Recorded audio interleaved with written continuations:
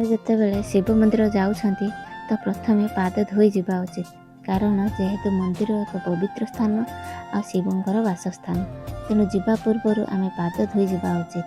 ପ୍ରଥମରେ ଯେତେବେଳେ ଆମେ ପାହାଚର ପାଦ ଦେଶରେ ପହଞ୍ଚୁଛନ୍ତି ତ ପ୍ରଥମେ ଆମେ ପାହାଚକୁ ଛୁଇଁ ଟିକେ ମୁଣ୍ଡରେ ମାରିବା, ଆଉ ତାପରେ ବୃଷଭ ପଛପଟରେ ଛିଡ଼ା ହୋଇ ବୃଷଭଙ୍କ ଦୁଇ ସିଂହ ମଧ୍ୟରେ ମହାଦେବଙ୍କୁ ଚାହିଁବା, ଆଉ ତାପରେ ତାଙ୍କ ଚାରିପାଦକୁ ଛୁଇଁ ତାଙ୍କ ଅଣ୍ଡକୋଷରେ ଟିକେ ହାତ ମାରି ତାଙ୍କୁ ବାମ କାନରେ କହିବା ଓଂ ନମ ଶିବାୟ, ଓଂ ନମ ଶିବାୟ, ଓଂ ନମ ଶିବାୟ।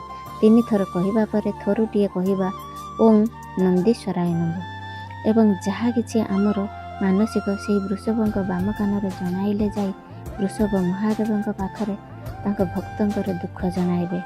ଆଉ ମହାଦେବ କେବେ ବୃଷଭଙ୍କ କଥା ଅନ୍ୟଥା କରିବେ ନାହିଁ, କାରଣ ବୃଷଭ ହେଉଛନ୍ତି ସ୍ୱୟଂ ବିଷ୍ଣୁ ଆଉ ସେ ମହାଦେବଙ୍କର ବଡ଼ ଭକ୍ତ, ଆଉ ତାଙ୍କ କଥା କେବେ ଅକାଟ୍ୟ ହେବ ନାହିଁ।